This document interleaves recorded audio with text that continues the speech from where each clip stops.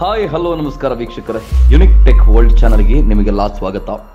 ಸ್ನೇಹಿತರೆ, ರಾಮಾಯಣ ಹಿಂದೂಗಳು ಪೂಜಿಸುವ ಪವಿತ್ರ ಗ್ರಂಥ. ನಮ್ಮ ಭಾರತದ ಸಂಸ್ಕೃತಿಯ ಪ್ರತೀಕ ಇದು. ರಾಮಾಯಣ ಗ್ರಂಥ ಓದೋದ್ರಿಂದ ಮನುಷ್ಯನ ಜೀವನದ ಹಾದಿ ಬದಲಾಗುತ್ತೆ. ಮನುಷ್ಯ ಸತ್ಯ ಮತ್ತು ಧರ್ಮದ ಹಾದಿಯಲ್ಲಿ ಸಾಗ್ತಾನೆ. ರಾಮಾಯಣದ ಪ್ರತಿಯೊಂದು ಕತೆ ಎಷ್ಟು ಸ್ಫೂರ್ತಿದಾಯಕವಾಗಿದೆಯೋ ಅಷ್ಟೇ ರೋಚಕವಾಗಿದೆ ಕೂಡ. ಅದರಂತೆ ದಶಕಂಠ ರಾವಣನ ಸಹೋದರ ಕುಂಭಕರ್ಣನ ಕತೆ ಕೂಡ ಅಷ್ಟೇ ರೋಚಕ ಮತ್ತು ರೋಮಾಂಚಕವಾಗಿದೆ. ಕುಂಭಕರ್ಣ ಅಂದ್ರೆ ಸಾಕು ಏನ್ ನೆನಪಾಗುತ್ತೆ? ಊಟ ಮತ್ತು ನಿದ್ದೆ. ರಾಕ್ಷಸ ಕುಲದವನಾಗಿದ್ದರೂ ಕುಂಭಕರ್ಣ ವರ್ಷದಲ್ಲಿ 6 ತಿಂಗಳು ನಿದ್ದೆ ಮಾಡ್ತಿದ್ದ ಅನ್ನೋದು ಎಲ್ಲರಿಗೂ ಗೊತ್ತು. ಆದರೆ ಕುಂಭಕರ್ಣನ ನಿದ್ದೆ ಹಿಂದಿನ ರಹಸ್ಯ ಏನು ಅಂತ ಯಾರಿಗಾದರೂ ಗೊತ್ತಾ? ಹಾಗಾದ್ರೆ ಇವತ್ತಿನ ವಿಡಿಯೋದಲ್ಲಿ ನಾವು ಇದೇ ಕುಂಭಕರ್ಣನ ನಿದ್ದೆ ರಹಸ್ಯವನ್ನ ಹೇಳ್ತೀವಿ. ಅದಕ್ಕೂ ಮೊದಲು ಈ ಕುಂಭಕರ್ಣ ಯಾರು ಅನ್ನೋದನ್ನ ಒಂದ್ಸಲ ನೋಡ್ಬಿಡಿ.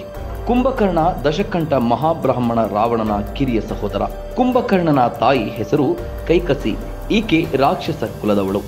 ಇನ್ನು ಕುಂಭಕರ್ಣನ ತಂದೆ ವಿಶ್ರವ ಬ್ರಾಹ್ಮಣ ಕುಲದವನು. ಇದೇ ಕಾರಣಕ್ಕೆ ರಾವಣ ಮತ್ತು ಆತನ 3 ಸಹೋದರರು ರಾಕ್ಷಸರಾದರೂ ಅವರಲ್ಲಿ ಬ್ರಾಹ್ಮಣನ ಗುಣಗಳಿದ್ವು. ಅದಕ್ಕೆ ಸಾಕ್ಷಿ ಎಂಬಂತೆ ರಾವಣ ಒಬ್ಬ ರಾಕ್ಷಸನಾಗಿದ್ದರೂ ಅವನೊಬ್ಬ ಮಹಾ ಪಂಡಿತ ಮತ್ತು ಜ್ಞಾನಿ, ಜೊತೆಗೆ ಶಿವನ ಆರಾಧಕನಾಗಿದ್ದ ಅನ್ನೋದು ನಿಮಗೆ ಗೊತ್ತೇ ಇದೆ. ಇವನಂತೆ ಕುಂಭಕರ್ಣ ಕೂಡ ಜ್ಞಾನಿಯಾಗಿದ್ದ. ಇವರಿಬ್ಬರು ತಾಯಿ ಕೈಕಸಿ ಬಳಿ ಬೆಳೆದಿದ್ದ ಕಾರಣ ಇಬ್ಬರಿಗೂ ರಾಕ್ಷಸ ಗುಣಗಳು ಬಂದಿದ್ವು. ಆದರೆ ವಿಭೀಷಣ ತನ್ನ ತಂದೆ ವಿಶ್ರವನ ಜೊತೆ ಜಾಸ್ತಿ ಸಮಯ ಕಳೆದ ಕಾರಣ ರಾಕ್ಷಸ ಗುಣಗಳು ಬಂದಿರಲಿಲ್ಲ. ಇದೇ ಕಾರಣಕ್ಕೆ ವಿಭೀಷಣ ಶ್ರೀರಾಮಚಂದ್ರನ ಭಕ್ತನಾಗಿದ್ದ. ಈಗ ಕುಂಭಕರ್ಣನಿಗೆ ಸಿಕ್ಕಿದ್ದ ಶಾಪದ ಬಗ್ಗೆ ಹೇಳ್ತೀವಿ ನೋಡಿ. ಅಸಲಿಗೆ ಕುಂಭಕರ್ಣ ವಿಶಾಲವಾದ ಮತ್ತು ದೈತ್ಯ ದೇಹ, ಮಂದಬುದ್ಧಿ ಮತ್ತು ಬಲಿಷ್ಠವಾದ ರಾಕ್ಷಸನಾಗಿದ್ದ. ಕುಂಭಕರ್ಣನ ಶಕ್ತಿ ಕಂಡು ಖುದ್ದು ಇಂದ್ರದೇವ ಕೂಡ ಭಯಪಡ್ತಿದ್ದ. ಕುಂಭಕರ್ಣನಿಗೆ ಯಾವಾಗಲೂ ಊಟ ಮಾಡೋದು ತುಂಬಾ ಇಷ್ಟ. ದೈತ್ಯ ದೇಹವಿದ್ದ ಕಾರಣ ಒಂದು ಸಲಕ್ಕೆ ಕುಂಭಕರ್ಣ 1 ಲಕ್ಷ ಜನರ ಊಟವನ್ನ ಒಬ್ಬನೇ ಮಾಡ್ತಿದ್ದ.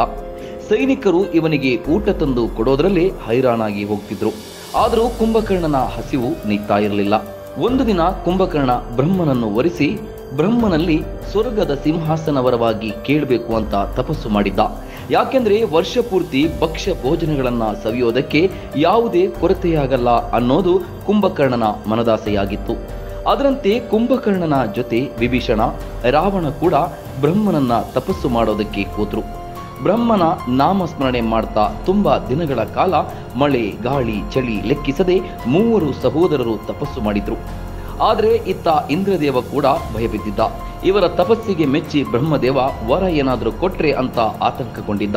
ಹೀಗಾಗಿ ಇಂದ್ರದೇವ ಸರಸ್ವತಿ ದೇವಿ ಬಳಿ ಹೋಗಿ ತನ್ನ ಸಮಸ್ಯೆ ಹೇಳಿಕೊಳ್ತಾನೆ.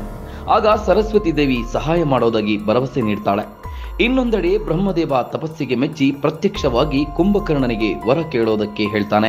ಇನ್ನೇನು ಕುಂಭಕರ್ಣ ಸ್ವರ್ಗದ ಸಿಂಹಾಸನ ಕೇಳಬೇಕು ಅನ್ನುವಷ್ಟರಲ್ಲಿ ಸರಸ್ವತಿ ದೇವಿ ಕುಂಭಕರ್ಣನ ನಾಲಿಗೆ ಮೇಲೆ ಕೂತು ಇಂದ್ರಾಸನದ ಬದಲಿಗೆ ನಿದ್ರಾಸನ ಅಂತ ಹೇಳಿಸಿಬಿಡ್ತಾಳೆ.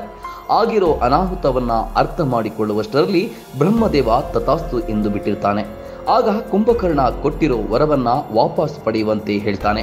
ಆದರೆ ಬ್ರಹ್ಮದೇವ ಒಮ್ಮೆ ಕೊಟ್ಟ ವರ ವಾಪಸ್ ಪಡೆಯೋಕೆ ಸಾಧ್ಯವಿಲ್ಲ ಅಂತಾನೆ. ಆಗ ಕುಂಭಕರ್ಣ ಗೋಳು ಅಂತ ಅಳೋದಕ್ಕೆ ಶುರು ಮಾಡ್ತಾನೆ. ಆಗ ಬ್ರಹ್ಮದೇವ ಈ ವರವನ್ನ ವಾಪಸ್ ಪಡೆಯೋಕಂತೂ ಆಗಲ್ಲ, ಆದರೆ ವರದಿಂದ ಉಂಟಾಗುವ ಪರಿಣಾಮ ಕಡಿಮೆ ಮಾಡಬಹುದು ಅಂತ ಹೇಳ್ತಾನೆ. ಆಗ 6 ತಿಂಗಳು ನಿದ್ದೆಯಲ್ಲಿರ್ತೀಯ, ಇನ್ನು 6 ತಿಂಗಳು ಎಚ್ಚರವಾಗಿರ್ತೀಯ ಅಂತ ವರ ಕೊಡ್ತಾನೆ.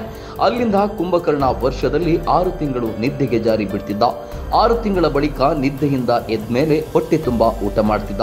ದುರಂತ ಏನಂದ್ರೆ ಕುಂಭಕರ್ಣನ ಊಟದಿಂದ ಇಡೀ ಲಂಕೆಯಲ್ಲಿರುವ ಜನರಿಗೆ ಊಟ ಸಿಗ್ತಿರ್ಲಿಲ್ಲ. ಈ ವಿಚಾರ ರಾವಣನಿಗೂ ದೊಡ್ಡ ತಲೆನೋವಾಗಿತ್ತು. ಹೀಗಾಗಿ ರಾವಣ ಮತ್ತೆ ಬ್ರಹ್ಮದೇವನ ಕುರಿತು ತಪಸ್ಸು ಮಾಡಿ ಕುಂಭಕರ್ಣ ವರ್ಷಕ್ಕೆ ಒಂದೇ ದಿನ ಎದ್ದೇಳುವಂತೆ ಮಾಡಲು ಕೋರಿಕೊಳ್ಳುತ್ತಾನೆ. ಅದರಂತೆ ಬ್ರಹ್ಮದೇವ ವರ ನೀಡ್ತಾನೆ. ಹೀಗಾಗಿ ಕುಂಭಕರ್ಣ ವರ್ಷಕ್ಕೆ ಒಂದೇ ದಿನ ಎದ್ದೇಳ್ತಿದ್ದ. ಆ ಒಂದು ದಿನ ಹೊಟ್ಟೆ ತುಂಬಾ ಊಟ ಮಾಡಿ ಮದಿರೆಯನ್ನ ಕುಡಿದು ಡ್ಯಾನ್ಸ್ ನೋಡಿ ಮತ್ತೆ ನಿದ್ದೆಗೆ ಜಾರಿ ಬಿಡ್ತಿದ್ದ. ಅಸಲಿಗೆ ಕುಂಭಕರ್ಣನ ಬಗ್ಗೆ ಶ್ರೀರಾಮ ಮತ್ತು ರಾವಣ ನಡುವೆ ನಡೆದ ಯುದ್ಧದ ಸಂದರ್ಭದಲ್ಲಿ ಉಲ್ಲೇಖವಾಗುತ್ತೆ. ರಾವಣನ ಸೇನೆ ವಾನರ ಸೇನೆಯ ಮುಂದೆ ಸೋತು ಶರಣಾಗಿರುತ್ತೆ. ಆಗ ರಾವಣ ಕುಂಭಕರ್ಣನ ಸಹಾಯ ಪಡಿಬೇಕು ಅಂತ ಅಂದುಕೊಂಡಿರ್ತಾನೆ. ದುರಂತ ಏನಂದ್ರೆ ಕುಂಭಕರ್ಣ ನಿದ್ದೆಗೆ ಶರಣಾಗಿ ಬಿಟ್ಟಿರ್ತಾನೆ.